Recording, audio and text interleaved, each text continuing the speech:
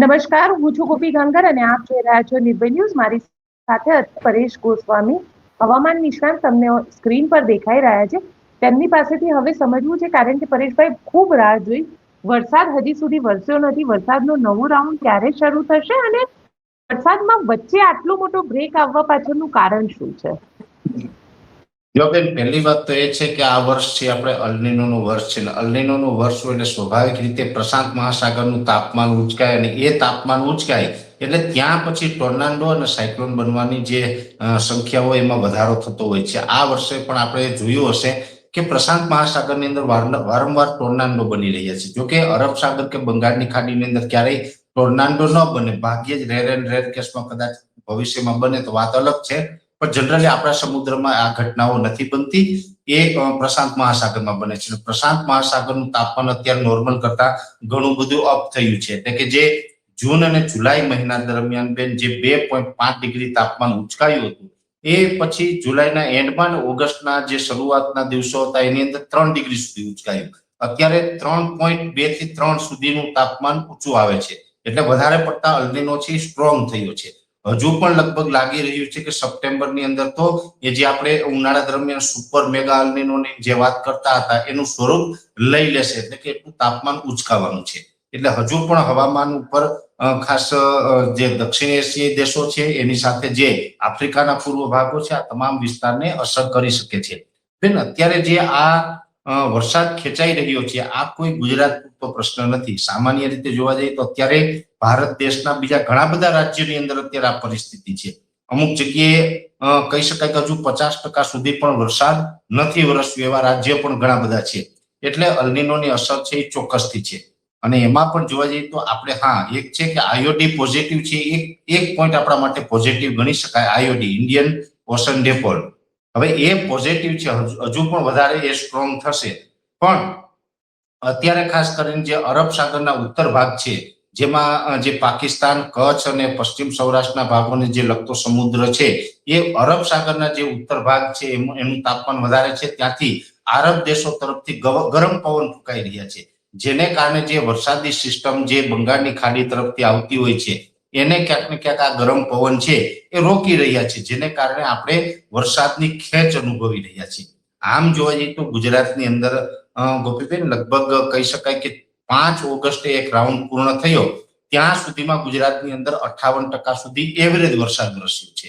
જોકે 58% વરસાદ છે, પણ એ બધી જ જગ્યાએમાં નથી.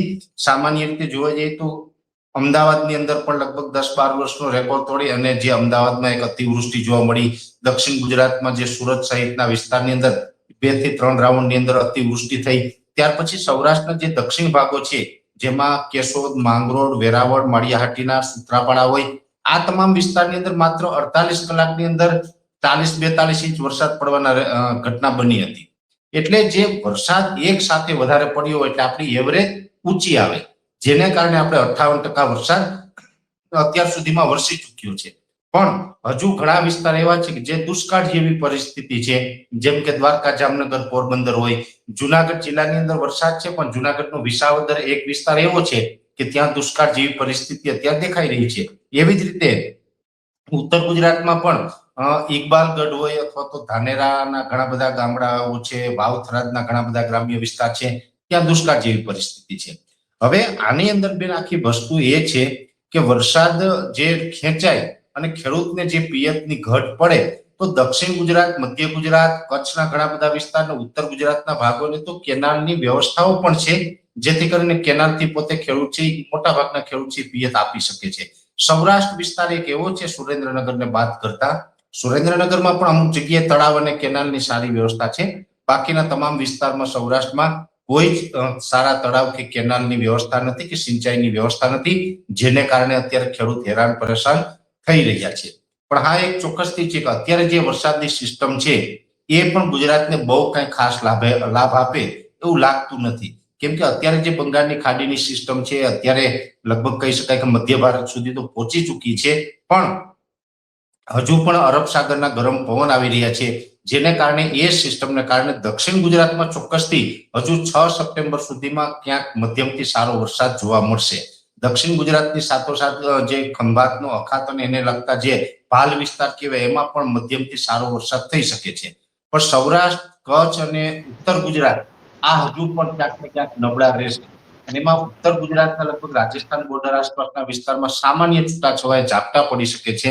સૌરાષ્ટ્રની અંદર પણ બોટાદ, ભાવનગર, અમરેલી, ગીર સોમનાથ જેવા વિસ્તાર છે એમાં હળવા સામાન્ય ઝાપટા છે 6 તારીખ સુધીમાં નોંધાઈ શકે છે. પણ એ સિવાયના વિસ્તાર છે એમાં ખાસ કોઈ સારું પરફોર્મન્સ કે સારા વરસાદ પડે એવી શક્યતાઓ હજી 6 તારીખ સુધીમાં જોવા મળતી નથી. એ પછી જો પ્રશાંત મહાસાગરમાં કોઈ ટોર્નાડો કે સાયક્લોન ન બને અને બંગાળની ખાડીની અંદર જો કોઈ સારી સિસ્ટમ બનશે તો ચોક્કસથી આપણે આગળ ઉપર પછી વરસાદનો લાભ મળે. અત્યારે જે સોમાલિયન જેટ હોય છે, જે અરબ સાગર તરફથી પશ્ચિમના જે પવન આવે છે, જેને આપણે સોમાલિયન જેટ કહીએ છીએ, એ પણ બંગાળની ખાડી સુધી જાય ને બંગાળની ખાડીના જે પવનો છે એ પશ્ચિમમાં એટલે કે ભારત તરફ આવવાની જગ્યાએ પૂર્વમાં જતા રહીએ, કેમ કે ત્યાં ટોર્નાડો બને તો જે સ્વાભાવિક રીતે આ ભેજ અને પવનોને પોતાની તરફ કેશાકર્ષણના નિયમ મુજબ પોતાની તરફ આકર્ષે અને ખેંચી લે છે, જેથી કરીને આપણે એ સિસ્ટમનો લાભ છે ઓછો મળી રહ્યો છે. એટલે આગળના દિવસમાં પછી કદાચ 6 સપ્ટેમ્બર સુધીમાં મેં આપને કીધું ગુજરાતના સીમિત વિસ્તારમાં જ લાભ મળશે. પણ એ પછી જો ટોર્નાડો કે કોઈ સાયક્લોન પ્રશાંત મહાસાગરમાં ન બને તો કદાચ પછી ગુજરાતને આશા રાખી શકાય. હા, એક ચોક્કસથી છે કે વરસાદ ગુજરાતની અંદર પડશે, પણ બેન હવે એવું છે કે જ્યારે ખેડૂતને સમયે જરૂર હોય ત્યારે ન પડે એટલે પાછળથી પડે તો એ નુકસાની થાય.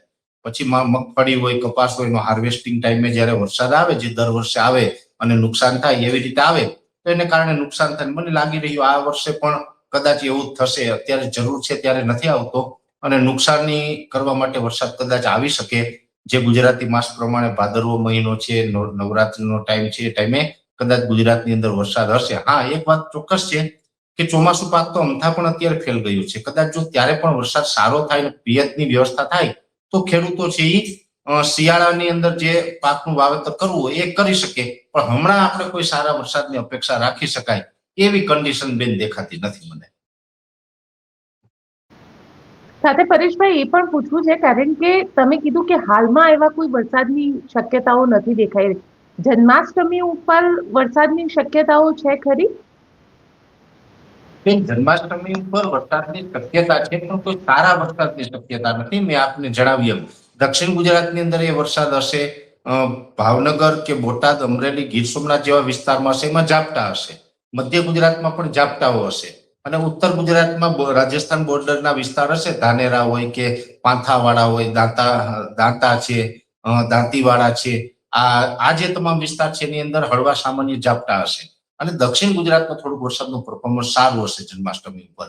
એટલે જન્માષ્ટમી ઉપર પણ ઓલ ઓવર ગુજરાતની અંદર કઈ સારું પરફોર્મન્સ બતાવે તેવી શક્યતાઓ નથી દેખાતી. એટલે 6 તારીખ સુધીની વાત છે. આમ તો લગભગ 3-4 તારીખ આસપાસ જન્માષ્ટમીનો પર્વ આવી રહ્યો છે, પણ 6 તારીખ સુધી કોઈ સારા વરસાદની શક્યતા હાલ દેખાતી નથી. સાથે પરેશભાઈ, જે વરસાદ અત્યારે ખેંચાયો છે કે વરસાદ ઓછો વરસ્યો છે, કારણ કે આપણે જોઈએ છે કે અમદાવાદમાં વરસાદ થયો તો એક સામટો 20 ઇંચ વરસાદ થઈ ગયો. દિલ્હીમાં હમણાં 2 દિવસ પહેલા વરસાદ થયો તો દિલ્હીમાં પણ એકદમથી જ વરસાદ વરસી ગયો અને ઘણી બધી જગ્યાએ પાણી ભરાઈ ગયા. આ વરસાદની પેટર્ન ધીરે ધીરે બદલાઈ રહી છે કે પછી, કારણ કે આપણે ગઈ વખતે બી જોયું હતું કે દિવાળીના દિવસોમાં વરસાદ થયો હતો, એટલે આ પેટર્ન હવે ધીરે ધીરે ચેન્જ થઈ છે વરસાદની? બિલકુલ બેન, છેલ્લા લગભગ 4-5 વર્ષથી પેટર્ન ચેન્જ થઈ છે. જ્યારે આપણે મધ્યે ચોમાસાના મધ્યે વરસાદની જરૂર હોય ત્યારે કાં તો નથી પડતો, જ્યાં પડે છે ત્યાં ધોધમાર પડે છે. અને જે ચોમાસું વિદાય લેતું હોય એટલે કે જે મોન્સૂન વિડ્રોલ પ્રોસેસ ચાલુ હોય એ સમયે વરસાદ વધારે પડે છે. એટલે એક કહી શકાય કે પેટર્નમાં ચોક્કસથી ચેન્જ આવ્યો છે. ને આ પેટર્નની અંદર એવો ચેન્જ છે કે જમીન અને દરિયાઈ તાપમાન બંને તાપમાન ઉચકાયા છે. બંને તાપમાન ઉચકાયા છે જેને કારણે આપણે આ પ્રોબ્લેમ સામે આપણે આવી રહ્યું છે. અને જે તાપમાન અને પવન છે એના ઉપર જ આખું હવામાન ચાલતું હોય છે. એમાં પણ ખાસ કરીને જયારે સમુદ્રી તાપમાન ઉચકાય છે ત્યારે આપણે આખી વેધર સાયકલ છે એ ખોરવાઈ જતી હોય. આપણે જો અરબ સાગરની વાત કરવાની, આપણે અરબ સાગરની વાત એટલા માટે કરવી છે ગોપીબેન, કેમ કે આપણું ગુજરાત રાજ્ય છે પણ અરબ સાગરને કાંઠે વસેલું છે. તો આપણે તો ડાયરેક્ટ અરબ સાગરની અસર થતી હોય. અત્યારે તમે જોઈ રહ્યા હશે જેટલી સિસ્ટમ આવે બંગાળની ખાડીમાંથી આવે, અરબ સાગર નિષ્ક્રિય છે અને મોન્સૂન ઓફશોર ટ્રફ છે એ નેગેટિવ છે. શું કામ? તો કે અરબ સાગરમાં અત્યારે કોઈ હલચલ નથી.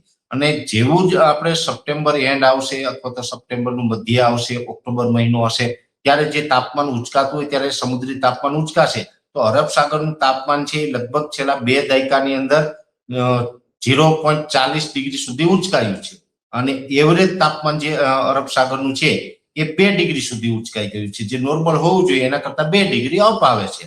તો આ તાપમાન ઉંચકાય છે, જેને કારણે આપણા હવામાન ઉપર મોટી અસર થાય છે. તમે એક સામાન્ય રીતે જુઓ બેન, પ્રશાંત મહાસાગરનું તાપમાન અત્યારે 3 ડિગ્રી સુધી ઉંચકાયું તો લગભગ અડધી પૃથ્વી ઉપર આપણે અલ્નિનોની અસર છે ને વરસાદ અનરેગ્યુલર ને આ બધી વાતો કરવાનો સમય આવ્યો કે ના આવ્યો?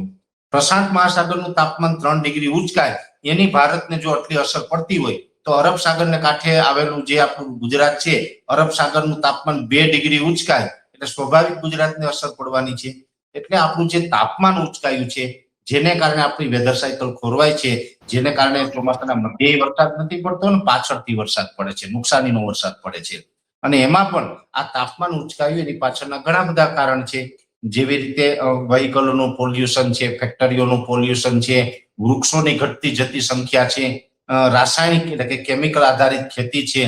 આ તમામ પરિબળોને કારણે આપણું તાપમાન છે દિવસે દિવસે ઉંચકાઈ રહ્યું છે, કોન્ક્રીટના જંગલો બની રહ્યા છે અને આ તમામ પરિબળોને કારણે જે તાપમાન ઉંચકાઈ રહ્યું છે, આ તાપમાન જે આપણે નોર્મલ લઈ આવવું હોય તો પણ લગભગ 1 પેઢી સુધી આપણે કાળજી રાખવી પડે, ત્યારે આ તાપમાન ફરીથી પાછું નોર્મલ નજીક આવે એવું છે. એટલે આ ખૂબ ગંભીર વિષય છે, લાંબો વિષય પણ છે ગોપીબેન, પણ દરિયાઈ તાપમાન ઉંચકાયું છે જેને કારણે આપણી વેધર સાયકલ ખોરવાય છે.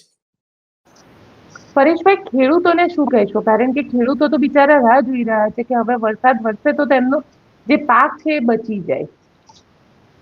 જો બેન, પહેલી વાત તો એ છે ખેડૂતને અત્યારે 2 પ્રકારની સમસ્યા. જો અમુક ખેડૂત ભાઈઓ એવા પણ છે કે જેમની પાસે કુવા, બોર કે અન્ય પાણીની સુવિધા હશે, જેમની પાસે પાણીની સુવિધા હોય એની પોતાના પાકને પિયત આપવાનું ચાલુ રાખવું જોઈએ. પિયતની સુવિધા નથી એના માટે ચોક્કસથી અત્યારે કપરો સમય છે ને હું તો એટલું ચોક્કસથી કહીશ કે ભાઈ સરકારે હવે જાગૃત થવાની જરૂર છે. કેમ કે આપણા ગુજરાતની અંદર 4 મહિનાનું ચોમાસું છે અને આપણા પૂર્વ મુખ્યમંત્રી સ્વર્ગસ્થ વિજયભાઈ રૂપાણીએ એક યોજના મૂકેલી છે, જે યોજનાનું નામ છે મુખ્યમંત્રી કિસાન સહાય યોજના. આ યોજનાની અંદર એક પ્રાવધાન એવું પણ છે કે ચોમાસાના 4 મહિના દરમિયાન જો સતત 4 અઠવાડિયા સુધી કોઈ વિસ્તારને વરસાદનો લાભ નથી મળતો તો એને દુષ્કાળગ્રસ્ત જાહેર કરી અને એને રાહત પેકેજ આપવું જોઈએ. આ યોજના છે તો અત્યારે જોવા જઈએ તો જામનગર, દ્વારકા, પોરબંદર જેવા વિસ્તાર એવા છે કે જ્યાં 9 અઠવાડિયાથી વરસાદ નથી અને એને બાદ કરતા અન્ય જે જિલ્લાઓ છે એમાં પણ બેન જો આજે જોવા જઈએ તો આજે લગભગ 27 ઓગસ્ટ થઈ ચૂકી છે.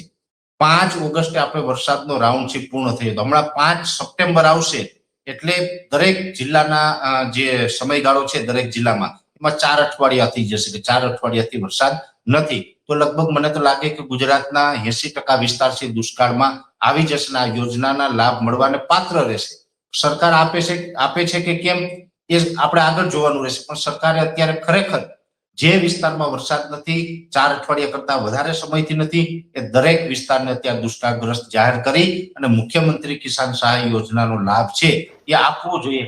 ખાસ કરીને જો અત્યારે સરકાર મદદરૂપ થવા માંગતી હોય બેન, તો આ વર્ષે જે ખેડૂતોએ પાક ધિરાણ લીધેલું હોય એ તમામ પાક ધિરાણ છે એ માફ કરવું જોઈએ. ખેડૂતને મદદરૂપ થવું હોય તો અમે વર્ષોથી કહેતા આવીએ છીએ, એના માટે અનેક વખત અમે આંદોલન પણ કર્યા છીએ અને હજુ પણ કહીએ છીએ, ખેડૂતને આપણે જો મદદરૂપ થવું હોય તો પાક ધિરાણ માફ કરવું એ જ માત્ર એક વિકલ્પ છે. બાકી 1 હેક્ટરે 22,000 રૂપિયા, 2 હેક્ટરે 44,000 રૂપિયા આવી જાહેરાત જો સરકાર કરે તો એનાથી ખેડૂતને કશું જ વળવાનું નથી. કેમ કે એમને જે ખર્ચો આવ્યો છે અત્યારે પાકની અંદર એ 44,000 નો નથી, એના કરતા અનેક ગણો વધારે છે. એટલે આપણે એનું 3 લાખ રૂપિયા સુધીનું પાક ધિરાણ જો સરકાર માફ કરે તો જ આનો રસ્તો નીકળે એવું મને દેખાઈ રહ્યું છે.